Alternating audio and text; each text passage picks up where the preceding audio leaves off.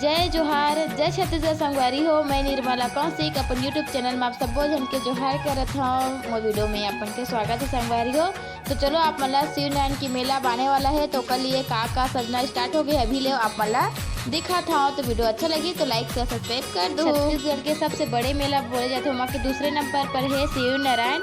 छत्तीसगढ़ के दूसरा नंबर पर सबसे बड़े मेला लगते हैं जी हाँ 5 फरवरी के बाद चालू हो जाही। तो कल अभी से काका सजे थे वो आप मला दिखा हो ठीक।